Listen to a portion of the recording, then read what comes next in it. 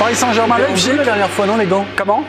Non, c'était une autre compagnie. Ah, Oui, une autre belle paire de gants qui avait été fait gagner par Virginie Saint-Silly. En bleu. En bleu, exactement. Et le fabricant a vu l'émission et s'est dit, moi aussi, il faut que je croque de l'équipe du soir, donc il nous a envoyé gentiment. D'accord. Voilà pour la petite histoire. Okay. On va commencer? Non, bien sûr. Merci. Paris Saint-Germain-Leipzig, demain défaite interdite donc pour le Paris Saint-Germain face aux Allemands de Leipzig, un match qui survient 4 jours après la défaite vendredi à Monaco. Alors quel est le moral des troupes après la défaite de Monaco? Question posée aujourd'hui à Thomas Tuchel en conférence de presse. Écoutons-le. Honnêtement, bien. C'est pas le grand impact cette défaite, parce que cette défaite contre Monaco a été aussi un peu bizarre. Et nous savons très bien, nous et avec l'équipe, que c'était totalement notre responsabilité. C'est pas un trop grand impact sur l'état d'esprit dans le vestiaire ou pendant l'entraînement. On a fait 2 entraînements hier et avant-hier avec un bon état d'esprit, une bonne atmosphère, avec beaucoup de qualité. Pas un grand impact cette défaite à Monaco qui survient donc 4 jours après cette rencontre capitale contre Leipzig. Donc est-ce que vous êtes d'accord ou pas d'accord avec Thomas Tuchel à cette question? 2 chroniqueurs ne sont pas d'accord. Jingle, première escarmouche dans l'équipe du soir. D'accord avec Thomas Tuchel, c'est Damien Degore. Pas d'accord, c'est Gilles Favard. Vous êtes d'accord, Damien, avec Thomas Tuchel? Ça me surprend. On vous écoute, vous avez 30 secondes ou moins pour écouter, évidemment, la réplique de votre partenaire ce soir, Gilles Favard. Non, mais j'ai pas besoin d'écouter la réplique de Gilles Favard. Je pense que Tuchel a raison dans la mesure où c'est pas le match de Monaco qui peut impacter le moral des troupes ni dans un sens ni dans l'autre. La victoire à Leipzig, la défaite à Leipzig peut les impacter. Ça, c'est possible. Mais c'est une équipe qui ne pense plus qu'à la Ligue des Champions. Et Monaco, c'était un match entre parenthèses, quoi, puisqu'ils sont convaincus que le titre les attend. Donc un match entre parenthèses, la parenthèse est refermée.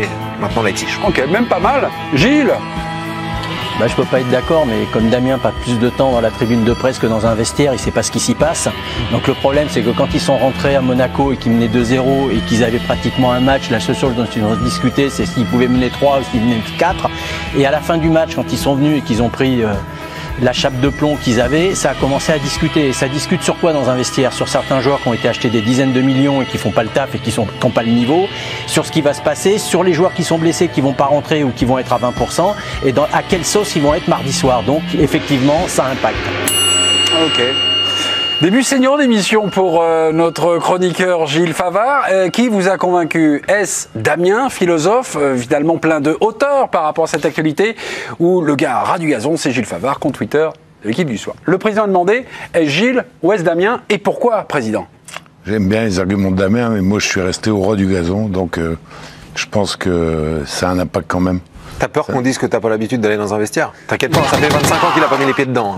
Non, vous continuez tous les deux ou... Non, mais comme ça a commencé par une paire, on est la paire. Je pense que quand on mène 2-0, peut-être on peut mener 3-4-0 s'il n'y a pas le VAR, mais heureusement que le VAR existe, la VAR existe. Mais je dis derrière, c'est un impact quand même, parce qu'ils sont repartis avec 0 point de Monaco. Il y a quand même beaucoup de questions qui doivent se poser, beaucoup de questions dans la composition d'équipe, on en parlera tout à l'heure. Et donc, j'espère qu'il y aura un redressement positif demain soir, mais ça doit être compliqué. Je pense qu'ils s'en foutent royalement de ce match à Monaco. Complètement. Ouais. Ça a toujours été le cas. La différence, c'est qu'avant, ils ne l'avouaient pas. Et maintenant, que ce soit veille de match ou encore cet après-midi, comme Thomas Tuchel l'a concédé, en seconde période, la concentration a baissé parce qu'il savait qu'il y avait déjà un match. Il leur a donné un blanc-seing avant même. Je l'ai déjà dit dans cette émission, mais moi, de mémoire, et que Damien me corrige si c'est pas le cas, de mémoire, depuis que Thomas Tuchel est arrivé à la tête de cette équipe, je ne l'ai jamais entendu dire que le match d'après était plus important que le match du lendemain. Là, il l'a dit à la veille du match. Donc ça s'est bien passé dans un premier temps. Après, il a fait sortir les joueurs qu'il voulait préserver. Il a fait sortir Di Maria, fait sortir Mbappé, et puis il a mis Neymar dans une équipe moyenne, du coup, dont on savait très bien qu'il manquait de rythme et qu'il allait pas être bon, et ça a donné ce que ça a donné. Philippe, quelqu'un vous écoute, il est devant le Parc des Princes et pas du tout d'accord avec vous, mon cher Philippe, c'est Bertrand Latour. Bertrand, sur quels critères, là, sur quel argument vous n'êtes pas fondamentalement d'accord avec Philippe Sansfourche? Bonsoir Bertrand. Bonsoir. Non, mais ce que vient de dire Philippe, une démonstration brillante, effectivement, mais au service d'une analyse complètement erronée. Et donc, c'est des jolis mots, mais ça n'a aucun sens. C'est-à-dire que ça pourrait tenir si ce que disait Philippe Sansfourche était épisodique. C'est-à-dire si c'était la conséquence ou l'analyse d'un match. En vrai, ce qu'on a vu face à l'AS Monaco, on le voit bien trop souvent au Paris Saint-Germain pour que ce soit uniquement à mettre sous le tapis en se disant c'est pas bien grave, ils avaient fait l'essentiel, ils pensaient avoir mis 3 buts, ils en ont mis que 2, ils ont lâché prise en deuxième période et tout va bien Madame Marquise. Non, pas du tout, parce que vous avez des errements dans l'implication que l'on voit très souvent. J'avais d'ailleurs la chance d'être là pour PSG Manchester United. J'avais vu nos attaquants de devant ne rien faire à la perte du ballon. C'est un constat qu'on peut encore faire à Monaco. Diallo est en grande difficulté, c'est pas la première fois qu'il est en grande difficulté. C'est un garçon qui est, on le voit même physiquement, qui est en plein doute, et vu tous les blessés et suspendus qu'il y a au Paris Saint-Germain, il va devoir avoir un rôle demain, et je pense que lui, le souvenir qu'il aura du match de Monaco, ça va avoir un impact. Kurzawa qui s'oublie complètement sur un but, qui est d'ailleurs même pas certain de débuter demain, et forcément ça a un impact. Tourelle fragilisé là encore davantage, forcément c'est pas sans conséquence. Donc pour moi on peut pas se dire ce match c'était avant une finale importante et donc on s'en fout. Ça tient pas, parce que c'est des soucis qu'on voit de manière trop récurrente. C'est ma manière comptable, merci Bertrand, c'est ma manière en petit comptable d'analyser le début de saison du Paris Saint-Germain. Combien de défaites déjà? 14 matchs, c'est 5 défaites déjà. Donc c'est à chaque fois un match sur 3 une défaite, que ce soit en Ligue 1 ou que ce soit en Ligue des Champions. 5 sur 14. Moi je rejoins mes deux camarades journalistes qui sont sur le plateau. Je pense que le Paris Saint-Germain s'en fiche complètement de cette défaite, se moque pour l'instant de ce qui se passe en championnat. La jeunesse. Avec 3 défaites, le Paris Saint-Germain est malgré tout leader, reçoit Bordeaux la semaine prochaine. Il n'y a aucune inquiétude à avoir. Il y a des tonnes de blessés. Alors après, moi je tiendrai un autre discours. Si mardi, effectivement, le Paris Saint-Germain se casse la gueule, se prend les pieds dans le tapis et se dirige tout droit vers une élimination historique, mais pour l'instant, il n'y a pas de... Pour savoir si un match a un impact sur un autre, il faut attendre que l'autre match ait lieu, non, déjà. Non, mais je crois pour l'instant, Neymar n'était pas là, enfin, il a joué quelques minutes. Franchement, ils viennent de passer 3 semaines en équipe nationale. Marquinhos est arrivé 2 heures avant le début du match. Enfin, j'exagère, mais c'est ça, je comprends pas dans l'analyse de Bertrand. Là, c'est la crise. C'est jamais arrivé. La crise peut-être mardi, demain peut-être, mais pas là. Ce que je comprends pas dans l'analyse de Bertrand, c'est qu'il dit que ça arrive souvent, mais une défaite en championnat précède un match de Ligue des Champions. Puis c'est à Monaco, c'est pas. J'ai pas souvenir. J'ai pas souvenir que ce soit arrivé. Donc, je pense que l'impact psychologique, c'est une chose. L'impact psychologique et le niveau des joueurs évoqués, et Bertrand a raison, Diallo, malheureusement, il va devoir faire avec Diallo puisque Kimpembe est suspendu. Mais ce sont 2 choses différentes.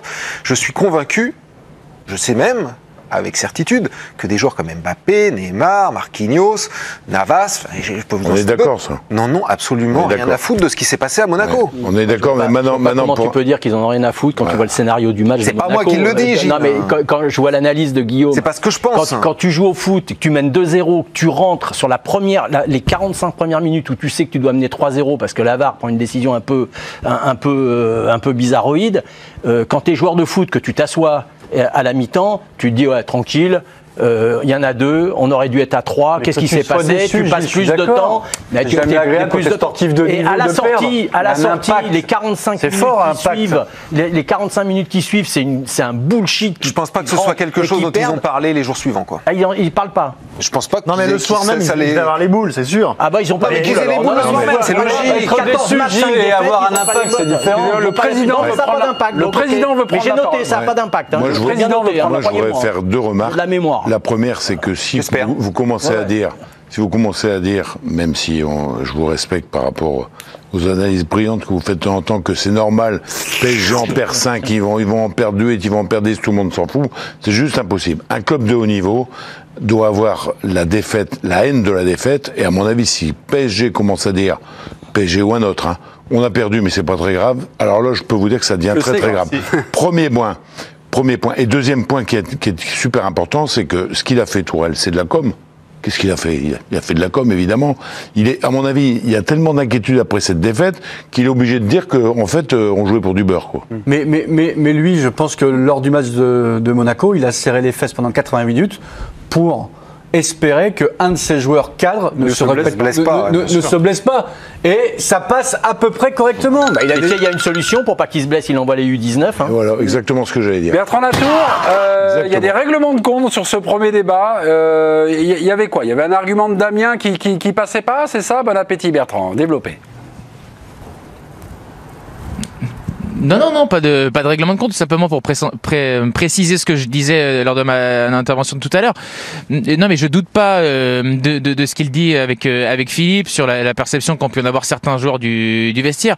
Moi, je pense d'ailleurs que c'est un problème, puisqu'en fait, ils sont un peu suffisants, ces joueurs parisiens, et à un moment donné, ça serait bien que de temps en temps, ils puissent se remettre en question, les joueurs stars, et qu'ils arrêtent de se cacher derrière leur statut, et qu'ils prennent aussi en compte les matchs qui peuvent être joués, qu'ils les sélectionnent pas, qu'ils les choisissent pas, et qu'ils réussissent à faire face à cette réalité. Ils ont perdu un match sur 3 depuis le début de la saison. Moi, ce sur quoi j'insiste, c'est qu'il y a certains joueurs qui sont en difficulté, qui l'ont été vendredi contre Monaco, qui sont amenés à jouer mardi, donc demain face à Leipzig, et qui, eux, sont fragilisés par ce qui s'est passé vendredi, et qui, à mon avis, auraient été plus tranquilles s'ils étaient sortis d'une grande performance contre le Monaco, ce qui n'a pas été le cas.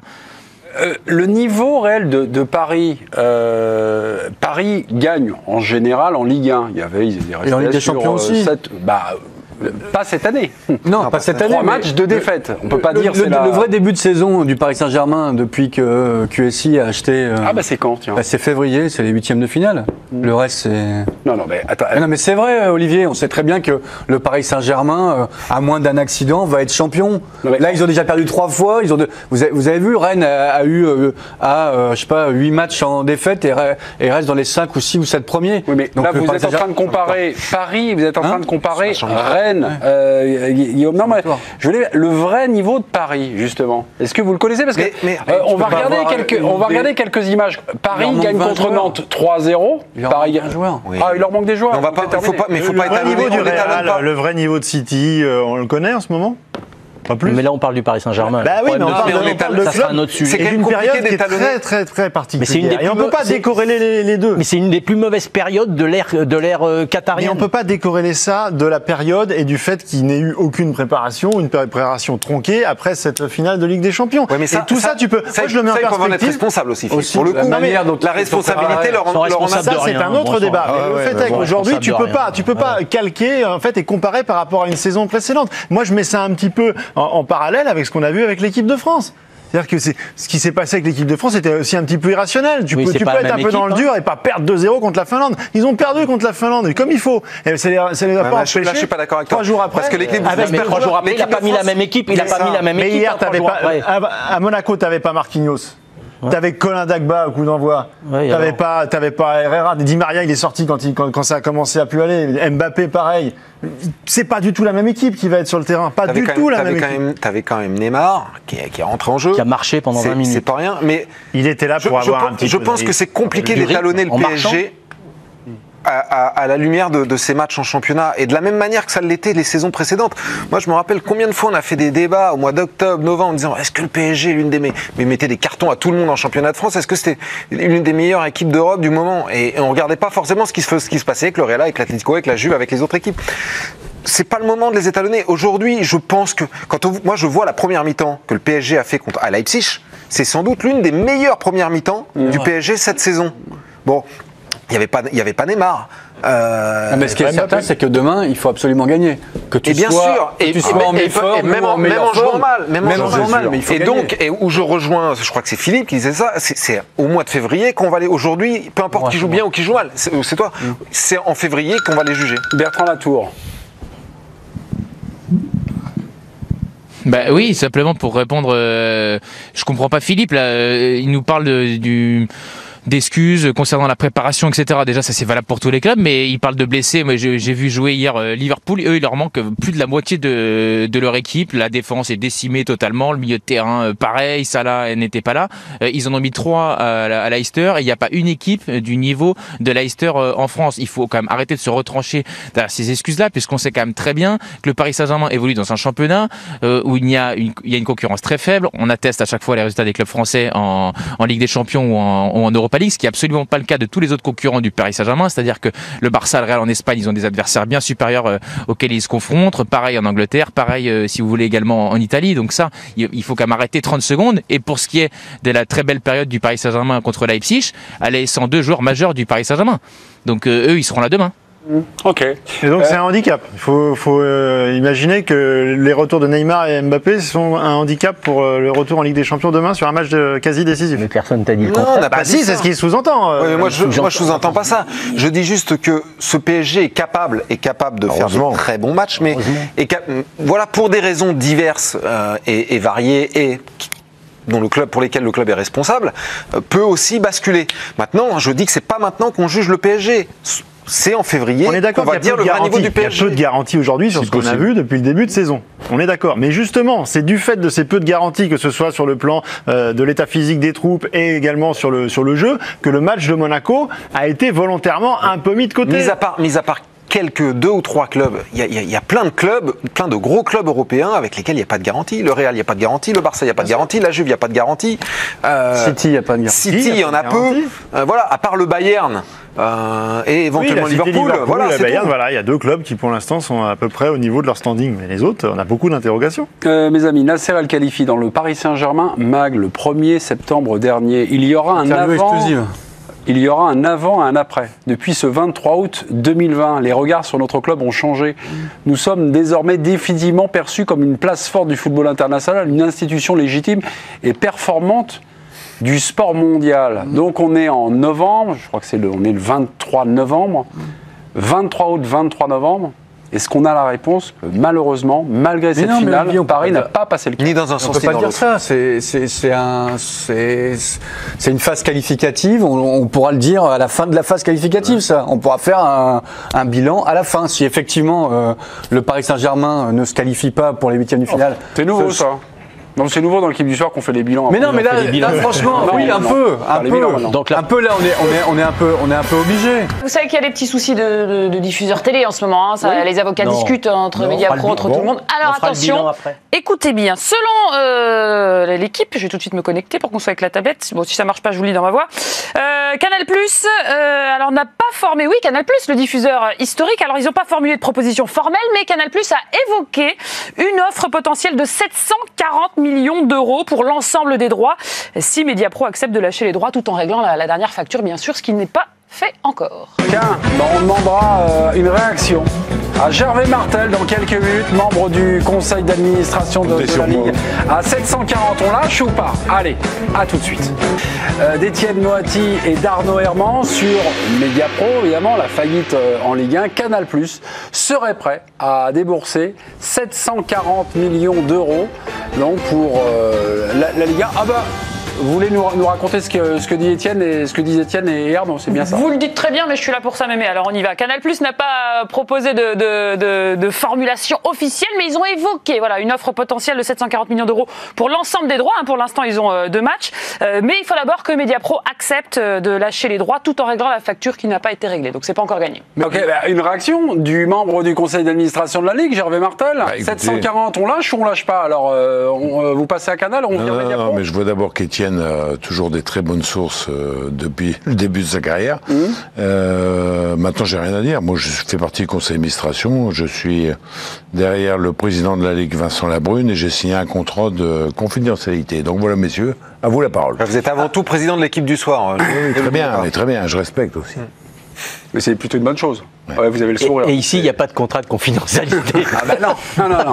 Non, mais 740, ça me paraît bien. Ça me paraît le juste prix de la Ligue 1. Excusez-moi, ensuite, je ne suis pas persuadé que les présidents, en voyant ce chiffre, vont sauter au plafond. Non, pourquoi comme vous savez très bien que les présidents de Ligue 1 passent leur temps à attendre avec impatience la rediscussion des droits télé, et puis plus il y a d'argent, plus ils vont payer des joueurs moyens. Voilà, il y a eu des exemples par le passé. Donc là, ils se sont dit ah merde, comment on va faire si on a moins d'argent? Je viens de faire signer un joueur moyen pour 5 ans avec 3 millions à la signature et 200 000 euros par mois. Et ben, je vais être dans la merde. Voilà le résumé du football français. Mais en gros, 740, c'est retour à la case départ. Peu de choses pas, oui. C'est moins 30, moins 40. C'est retour à la case départ quand même, avec une saison de Covid sans rentrer. Non, mais si j'ai bien lu les papiers de messieurs Moitié et Herman, je crois avoir déjà perçu que Mediapro avait à peu près glissé l'idée qu'ils voulaient ce genre de ristourne, c'est-à-dire 30-40%. Donc Canal, intelligemment, bien sûr, se calque sur la proposition de Mediapro et se dit que, à la confiance avec les années passées où ils étaient partenaires du football français, ils vont récupérer le gâteau au bon prix. Gervais, à la confiance. Ah non, mais confidentialité, on ne veut pas t'entendre. J'ajouterais à ce qu'a dit M. Dufy avec beaucoup de perspicacité, c'est qu'aujourd'hui, les présidents de club sont en concurrence, tu le sais aussi bien que moi. J'espère que cette crise, pas celle de Mediapro, parce qu'elle est regrettable, mais c'est comme ça. J'espère que cette crise va enfin faire réfléchir les dirigeants pour baisser quand même des salaires qui ont été donnés de manière exagérée. Maintenant, la deuxième question... Il y a des clubs qui s'en sont parmi. Oui, je sais. Mais la deuxième question que je me pose aussi, c'est est-ce que ça va être du même acabit dans l'ensemble de l'Europe? Parce qu'on verra toujours la même discussion. On est devenu le football des pauvres, on était revenu à un niveau de droit télé qui était important, et on n'est pas concurrentiel sur le modèle européen. C'est quand même un phénomène qui est très compliqué. Tout à l'heure, Olivier, vous avez dit que Mediapro était en faillite. C'est juste un petit souci de paiement. Ah non. Mediapro, c'est... nous, notre feuilleton, c'est la faillite en Ligue 1. La faillite. Non, Mediapro... En retard, quoi. N'est pas en faillite. Dernière partie de l'équipe du soir en compagnie de Guillaume Dufy, Damien Degorge, Gilles Favard, Philippe Sansfourche, le président, le patron, c'est Gervais Martel. Et pour les infos, la patronne, c'est France Piron. On va commencer avec Paris-Leipzig, c'est demain, avec le début des matchs retour en Ligue des Champions. Bien sûr, on rappelle que Paris est 3e de son groupe H après une victoire et 2 défaites. D'ailleurs, les Parisiens restent sur une défaite sur la pelouse de ce même adversaire allemand, le RB Leipzig. On les retrouve à l'entraînement sur ces images signées Bertrand Latour. Alors demain soir, le match se jouera à domicile au Parc des Princes. On va écouter le coach Thomas Tourelle qui revient sur le positionnement de Marquinhos. Vous parliez à l'instant de cette solidité défensive qu'il fallait avoir. Vous allez avoir demain Presnel Kimpembe qui sera absent. Est-ce que ça peut du coup vous amener, vous obliger d'une certaine manière à mettre Marquinhos en défense centrale? Oui, c'est nécessaire vraiment. Je pense qu'on va faire. Monstre. Ok, débat sur la compo dans quelques minutes, en 4-4-2 ou en 4-3-3. D'après nos informations, on se dirige sur une formule bien précise. Restez branchés, restez connectés. On s'intéresse à l'autre match de Ligue des Champions demain pour les clubs français. C'est Rennes qui accueille Chelsea. Absolument, le Stade Rennais qui vient d'enchaîner 3 défaites d'affilée, toutes compétitions confondues, et qui avait pris 3-0 à l'aller face aux Blues. Alors cette fois, les hommes de Julien Stéphan qu'on retrouve cet après-midi à l'entraînement sur ces images de Charles Guyard, eh bien ils sont bons derniers du groupe. Ils reçoivent Chelsea demain soir à domicile au Roison Park, toujours à la recherche d'un premier succès dans cette compétition. On va écouter l'entraîneur rennais qui ne tarit pas d'éloges à propos de l'un de ses joueurs adverses demain soir, l'ancien parisien Thiago Silva. On va plutôt le lire, Julien Stéphan. Regardez ce qu'il déclare. Thiago Silva, c'est monstrueux. Je le trouve exceptionnel dans tous les compartiments du jeu. D'abord, de par son attitude, c'est un grand professionnel qui dégage à la fois beaucoup d'autorité et d'humilité. Je le trouve très fort dans le domaine défensif, dans l'anticipation, dans le duel au sol ou aérien. Je le trouve également extraordinaire sur le plan technique avec la qualité de relance qu'il peut avoir. Il a déjà pris une très grande influence dans les premières relances de Chelsea. Il a un jeu long de très très haut niveau. Voilà, donc ça n'arrête pas. Et puis juste un petit mot, ça c'est pour Julien Stéphan. Et puis côté Chelsea, le coach lui aussi s'est exprimé aujourd'hui, Frank Lampard, à propos de l'avenir de l'un de ses joueurs français, Olivier Giroud. Je le cite, je veux qu'il reste. Ok, commentaire sur la déclaration de Julien Stéphan. Je suis d'accord. Pas plus que ça. Je suis complètement d'accord. Je pense que c'est une grosse perte pour le Paris Saint-Germain aujourd'hui. Quelle connerie. C'est une grosse perte pour le Paris Saint-Germain. C'est une grosse bêtise du Paris. Ah ouais. Mais on le voit aujourd'hui. L'intersaison a été très mauvaise du Paris Saint-Germain. On va se retrouver avec une défense centrale. Abdou Diallo qui peine considérablement à montrer qu'il a le niveau d'un club comme Paris, et Marquinhos qui va devoir colmater toutes les brèches demain. Et pour une fois, c'est un vrai problème. C'est pas Tourelle, cette affaire. Non, c'est pas Tourelle. Semaine de Ligue Europa également. Diallo, c'est Tourelle. Hein. Non, je te parle du premier. Enfin, c'est quand même Tourelle qui a voulu Diallo. Semaine de Ligue Europa également avec une bonne nouvelle pour le LOSC en vue de Lille-Milan. L'AC Milan ce jeudi, sans son arme fatale, Zlatan Ibrahimovic, je vous ai entendu en parler tout à l'heure. On rappelle qu'il est sorti sur blessure ce dimanche en championnat. L'IRM passé ce lundi a révélé une lésion au biceps fémoral de la cuisse gauche. L'attaquant de 39 ans devrait donc être absent au moins 15 jours. On rappelle que le Suédois a encore inscrit un doublé ce dimanche, c'était face à Naples. Ok, non, j'étais en train de revoir mes notes.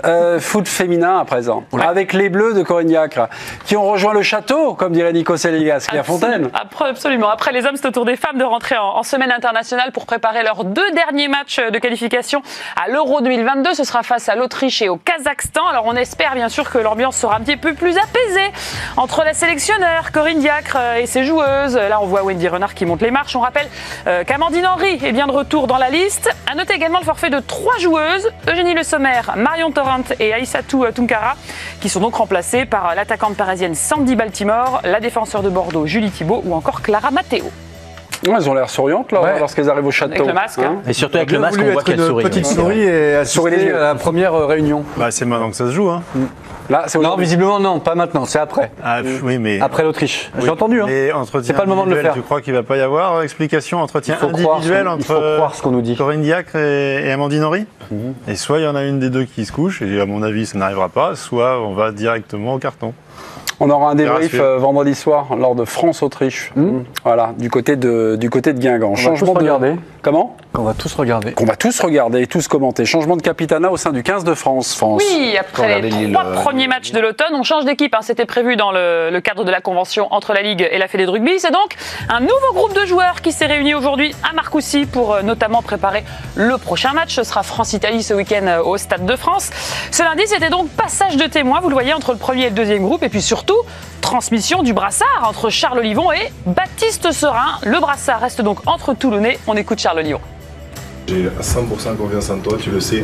Ce qui est important, c'est que chaque mec ici ait entièrement confiance en lui aussi. Parce que toi, on va t'en demander beaucoup. Le staff, les joueurs, tout le monde va t'en demander beaucoup. Il faut que tout le monde puisse répondre présent pour lui aussi. Voilà, transmission du brassard entre Olivon et Serin. Bien, belle image de com, sympathique, commentaire. Oui, c'est plutôt bien, bien fait. Après, Serein, c'est pas un cadeau non plus, parce qu'il se retrouve avec une équipe totalement inexpérimentée. Alors, ce sera facile contre l'Italie, mais si les Français gagnent, ils peuvent avoir un match de classement, peut-être à Twickenham contre la grosse équipe d'Angleterre. Bon courage. Bon courage. Un début de la 3e semaine sur le Vendée Globe, France. Commencez par vous donner des nouvelles d'Alex Thompson qui menait la flotte à la perfection jusqu'à ce week-end où il a connu une grosse avarie. Alors c'est lui qui filme sur ces images pour nous montrer l'état de son bateau Hugo Boss, fissuré dans tous les sens sur la poutre de carbone, la structure interne qui a subi de gros dommages. Heureusement il sait tout faire Alex Thompson, donc il a tout réparé et il compte repartir encore plus fort. Il a quand même perdu pas mal de temps.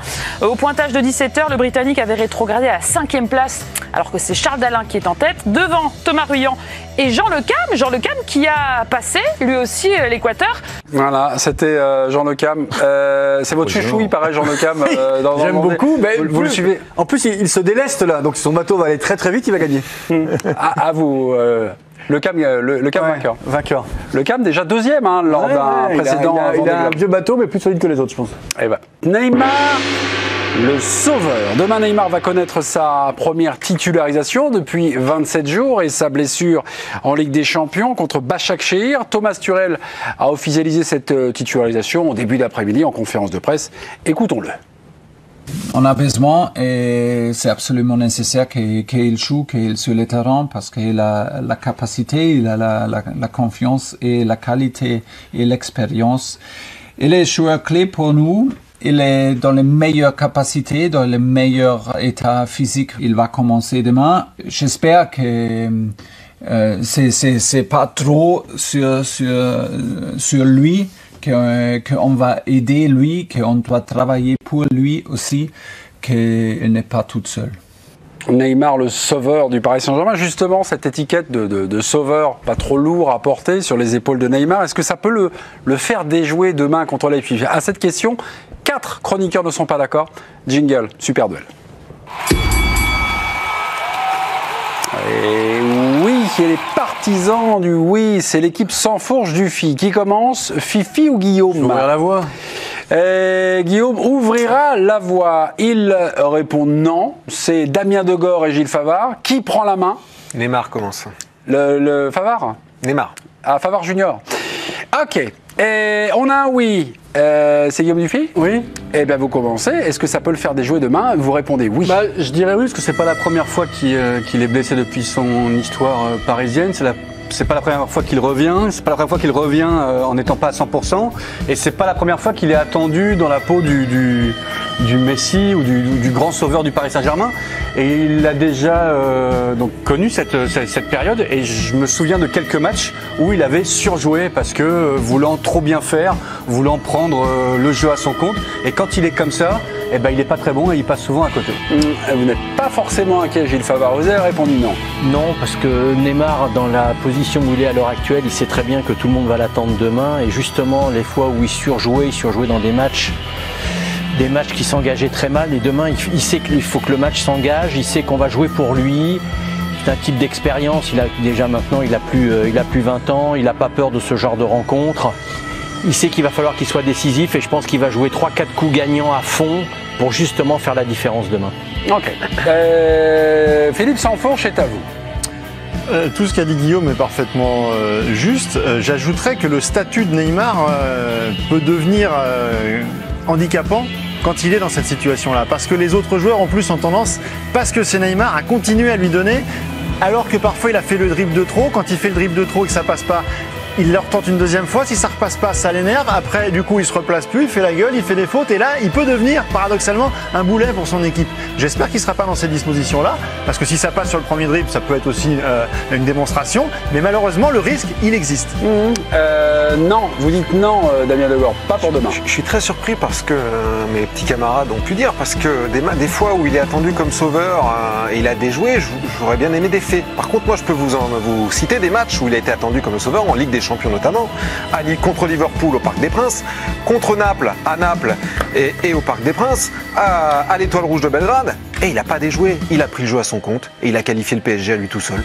Donc je vois pas trop comment Neymar pourrait déjouer demain contre Leipzig, qui n'est pas non plus le Real Madrid ou Manchester City. Ok, vous avez encore 3 secondes. Je les donne pour qu'il me trouve les matchs où il a déjoué. Avez-vous une autre petite précision à donner, puisqu'il n'y a pas la possibilité de relance et de contre pour l'équipe d'en face? Non, on n'a pas besoin. Non. Personnel? Oui, personnel. Merci. Juste pour rappeler à notre ami Damien, moi je me souviens d'un match où il avait joué, il était attendu comme le Messi, c'était le fameux match aller contre Dortmund. Ça va être pas le match été retour le match aller. Et le match retour? Le match aller, il n'avait pas été. Mais c'est pas pareil, c'est un match à élimination directe. Oui. Ah, d'accord, très bien. Si, non, il avait mis le but qui permet ensuite de se qualifier. Mais quand il est en pleine possession de ses moyens, c'est évidemment le joueur fantastique. Mais quand il est dans une période comme ça de doute. Merci. Merci de cette précision. Merci d'avoir été d'accord avec moi, mon cher Philippe Sansfourche. Compte Twitter de l'équipe du soir. Si vous répondez oui à cette question, vous votez pour la paire Sansfourche du FI. Si c'est non, c'est le duo Favard-Degor. Le président est demandé. Sans aucune hésitation, le duo Favard-Degor. Parce qu'aujourd'hui, d'abord, tu as bien résumé, Gilles aussi, mais deuxièmement, c'est Leipzig. Et troisièmement, c'est quand même certainement peut-être le meilleur, ou dans les 2 ou 3 meilleurs joueurs du monde, il va être présent demain, il va faire la différence. Moi, j'ai pas d'inquiétude. Thomas Tuchel, dans sa conférence de presse, nous dit que Neymar est prêt physiquement. Mais qu'il est uniquement 70%. Oui, j'ai l'impression qu'il nous ment, non? J'ai l'impression que c'est de l'auto-persuasion. Évidemment, il ne peut pas être à 100%, il n'a pas joué depuis 27 jours. Mais 26 jours, il a joué contre Monaco. Mais c'est un peu 27 jours. Je trouve que c'est un peu la même montée en puissance que Mbappé, qui a joué une demi-heure avec les Bleus contre la Suède. Exact. Puis 1 heure, voilà. Neymar, en 1h10, il peut faire des dégâts. Il peut largement faire des dégâts et puis ensuite laisser sa place. Donc qu'il soit pas prêt à jouer 90 minutes, c'est très possible.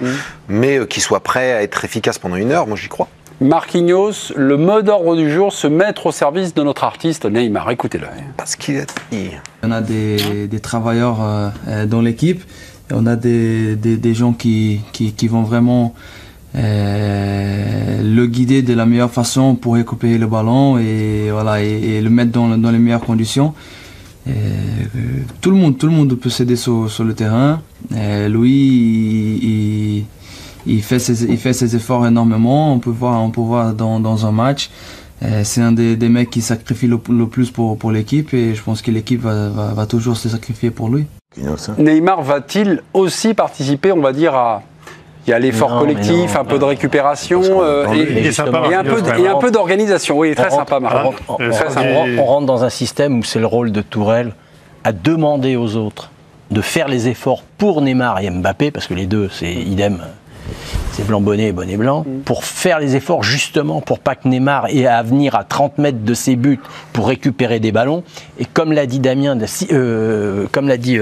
Philippe, à chaque fois on lui donne le ballon. Pourquoi ? Parce que son environnement est pas bon, son environnement est mal positionné, son environnement on leur a pas expliqué qu'il faut qu'ils se battent pour eux.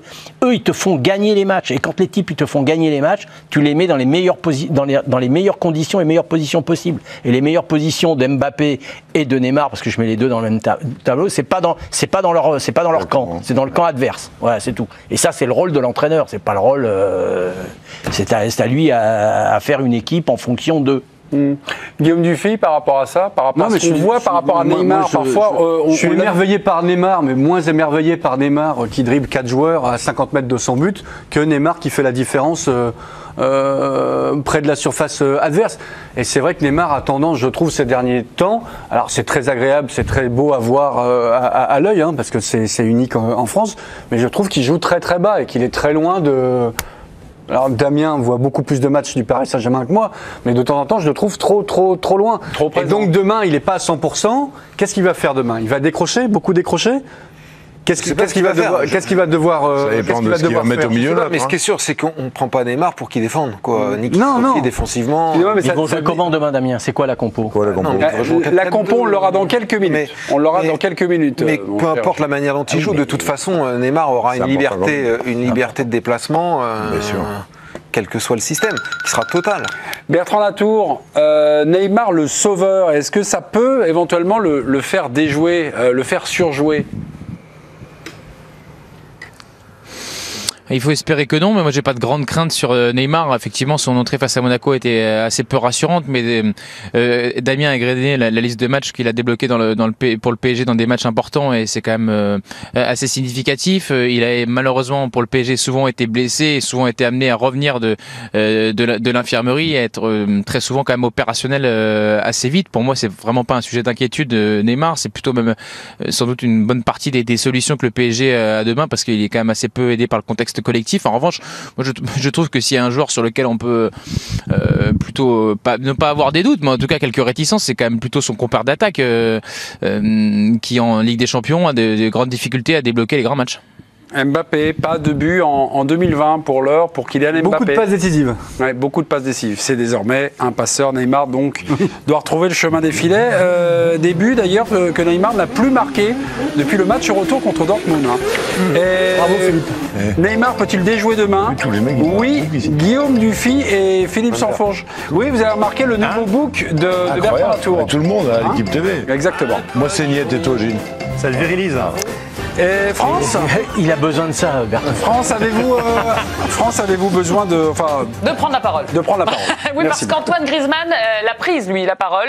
Vous allez pouvoir retrouver une interview du joueur du Barça ce soir chez nos confrères de Movistar. Petit aperçu, il en a marre, il veut mettre les choses au clair. Écoutez-le.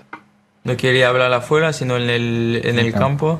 Je ne voulais pas parler, hormis sur le terrain, mais je crois que c'est l'heure de remettre les choses à leur place. Ça fait longtemps que je supporte des choses, des commentaires, et maintenant, ça suffit. Alors l'interview sera diffusée en intégralité ce soir en Espagne aux alentours de 23h. Petit mot là-dessus, il a besoin de Qu'est-ce qu'il a dit alors ? Pour l'instant, il est excédé par les commentaires autour de lui. Alors, on ne sait pas forcément ce qu'il va dire. Je pense que sa introduction est presque un peu maladroite. Enfin, quand il dit je voulais répondre sur le terrain, mais peut-être qu'il n'a pas réussi et qu'il faut à un moment qu'il crève des abcès et dise ce qu'il ressent. Moi, je pense qu'il aurait dû parler un peu plus tôt. Ça fait quand même près d'1 an et demi qu'il n'a pas donné une interview. Ça fait 2 ans. Enfin non, ça fait 1 an et demi qu'il est au Barça. Et il y a trop de gens qui parlent pour lui, quoi. Il y a trop de gens qui parlent pour lui. Même des gens de sa famille. C'est ce que j'allais dire. Est-ce qu'il est excédé par les commentaires des journalistes ou de son entourage? Mais il est temps qu'il justement il dise ce qu'il pense de sa relation avec Messi. C'est la première fois qu'il va sûrement parler de sa relation avec Messi. Il y a eu un doc sur M6 il y a quelques semaines de ça. Il y avait l'oncle Emmanuel Lopez qui avait juste avant France-Finlande. Qui avait juste après même. Ou juste après. Bref, qui avait livré un peu l'intimité de Griezmann au Barça en disant que finalement jouer avec Messi, ça pouvait peut-être expliquer les difficultés de Griezmann au Barça. On aura un œil là-dessus, on vous en parlera vraisemblablement demain. Une petite compo Turel à présent.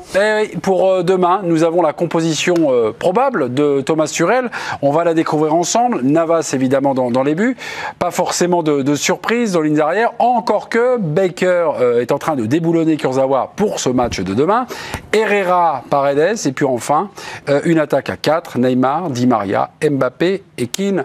Est-ce pour vous la meilleure compo possible? Il va jouer à 4 attaquants, encore une fois, et autant je suis assez confiant pour eux, mais dans cette forme de jeu, avec un milieu à 2, Herrera, Paredes, qui va travailler, qui va faire les trucs? Je suis inquiet. Voilà, je deviens inquiet. Voilà. Keane, il a montré, déjà. Qu'est-ce que tu aurais fait, Gilles? Je sors Keane et je mets un milieu supplémentaire. Et quel milieu? Je sais pas ce qu'il a. Il y en a pas beaucoup. Danilo, tu mets Danilo? Il y a Danilo, il y a Rafinha. Ils ont pris Danilo. Danilo, il est international. Donc tu mets Danilo aussi, c'est Paredes Herrera. Tu mets Paredes un peu plus haut et tu essayes de faire un truc. Et tu sais très bien. C'est très bien que tu en as 2 qui bossent pas, tu joues à 9, tu joues Mbappé, à la perte du ballon, t'es 9. Donc voilà, après Keane il travaille, Di Maria il travaille, c'est quand même pas les plus gros travailleurs du monde. C'est un running gag avec Danilo, moi j'arrive pas à comprendre. Mais je pense que je suis hyper déçu. Moi je suis son agent, personne comprend. Je tape à la porte de Leonardo en décembre et je lui dis écoute, moi je retourne à Porto parce que là c'est un sketch extraordinaire. Le problème, il retourne à Porto avec le salaire qu'il a au Paris, c'est tout. Le problème c'est une fois qu'ils sont à Paris, ils sont tatoués à toi pour le contrat. Mais moi en l'état actuel, vu l'état de forme de Danilo. En l'état actuel, vous avez dit. Mais Danilo, il est hors forme. C'est pas possible. Danilo, il est hors forme. C'est pas possible de le faire jouer. Après, il y a pas d'autres. Ils font du canevas, ils s'entraînent jamais. Pourquoi les mecs? Après, il y a pas d'autres. Après, pour moi, au milieu, il n'y a pas d'autres possibilités. Vu que Verratti sera sûrement dans le groupe. Mais sur le banc, Verratti. Mais oui, mais pas apte à jouer, pas apte à commencer dans le groupe. Gay est suspendu. Voilà, Draxler est blessé. Et de toute façon, il faut qu'ils gagnent. Donc, il faut qu'ils marquent des buts. Ils vont en prendre sûrement 1, peut-être 2, mais ils peuvent en marquer 4, 5. C'est largement possible. Après, la question qu'on peut poser, c'est Bakker à la place de Kurzawa. Mais quand on voit... Alors, Kurzawa, j'ai un gros problème, c'est que je ne sais pas quoi penser de lui. Il est capable de vous faire un match de folie et puis de se déchirer. Donc, je ne sais pas où est son niveau. Bakker, je sais que défensivement, ça va être solide. Il est solide défensivement. Mais il ne va rien apporter offensivement. Il ne va rien apporter. Il va pas vraiment emmerder. Je ne sais pas si c'est Adams ou si c'est Heinrich qui va jouer sur ce côté-là. S'il n'apporte pas de ce côté-là offensivement, c'est pas très grave. Il y a quand même un peu de monde. Ouais, mais Neymar, il ne va pas rester sur le côté. Il ne va pas rester sur le côté. Toi qui suis PSG, Verratti va rejoindre un jour celui-là ou quoi? Bah écoute, il a 28 ans. Il devrait être dans le groupe. Il a plus 20 ans. Et Bertrand Latour, je pense que vous avez les mêmes échos sur cette compo. Est-ce que c'est la bonne compo pour battre le Paris Saint-Germain? Est-ce qu'elle vous satisfait ou est-ce qu'il y a des petites zones comme ça qui vous inquiètent, Bertrand? Moi, je suis de l'avis de Gilles Favard. Je trouve que le Paris Saint-Germain n'aurait pas trop d'un milieu de terrain supplémentaire parce que vous avez quasiment 2 attaquants qui défendent assez peu ou pas quand vous n'avez pas le ballon, qui en plus de ça, pour les deux, reviennent d'une certaine absence. Donc, est-ce qu'ils seront même, s'ils le voulaient, en mesure de répéter les efforts sur la durée d'un match? Parce qu'on peut imaginer que le match soit pas plié à la mi-temps et qu'il y ait besoin de Mbappé, de Neymar sur la durée. Moi, je pense que si vous avez un milieu de terrain supplémentaire, c'est pas mal. D'autant que Herrera et Paredes sont pas non plus les joueurs qui ont le plus d'abattage. C'est pas N'Golo Kanté. Donc moi j'aimerais bien voir Rafinha, que je trouve plutôt convenable, plutôt satisfaisant quand tu le joues avec le Paris Saint-Germain. Monaco, c'était loin d'être l'un des pires. Donc je dis pas que c'est l'antidote à tous les problèmes du Paris Saint-Germain, mais ça me paraîtrait pas être du luxe d'avoir 3 milieux de terrain. D'autant plus que voilà, offensivement, vous avez la capacité, même avec, surtout voilà, avec Mbappé, Di Maria et Neymar de mettre en difficulté cette équipe de Leipzig. Et concernant Bakker, moi je trouve au contraire, pour avoir vu quelques matchs au parc, je trouve que son apport offensif est plutôt je lui vois une bonne qualité de pied, je trouve qu'il centre bien Bakker. En revanche, j'ai plus de réticence défensivement. C'est un défenseur assez longiligne, un peu de mal à se retourner, je trouve parfois en difficulté dans les 1 contre 1 et l'alignement, mais offensivement je le trouve plutôt rassurant moi Bakker. Ouais. Attendez Bertrand, vous avez vu donc Bakker centré? Moi jamais. Franchement, Après centrer au Paris Saint-Germain, ça sert pas à grand chose. Non mais réussir ses centres. Moi, il parle pas du même, peut-être, si. Non, mais Bakker, moi je trouve qu'il est très prudent, Bakker, justement, dans son apport offensif, qu'il limite sa prise de risque, si on peut parler de prise de risque offensive, à des passes très courtes, très proches de lui. C'est pas forcément complètement stupide, hein, s'il sait qu'il n'est pas capable de la mettre comme Bernat ou Maxwell à l'époque, mais je le trouve assez limité quand même offensivement. Il a plutôt, dès qu'il passe à une médiane, il a tendance à jouer vers l'arrière. Il faut pas que l'équipe soit coupée en deux, quoi, en gros. C'est-à-dire qu'il y ait effectivement ce syndrome des 4 qui redescendent jamais, et puis d'avoir un Bakker collé à sa. Ce soit une équipe. Ouais. Mais Philippe, Di Maria est capable de faire les replis. Non, mais, oui, mais parfois si c'est un peu des replis. C'est un peu le match. C'est-à-dire, je montre que je fais l'effort, mais dans les faits, ça gratte pas. C'est soit ils vont jouer bas. Parce que là, ils vont jouer bas. C'est soit ils vont jouer bas et Neymar va derrière et ils vont essayer que devant. Ils vont essayer que Mbappé et Keane les transpercent. J'en sais rien. On remercie Bertrand Latour. Ça manque de densité. Et on lui dit au revoir, on lui dit à demain.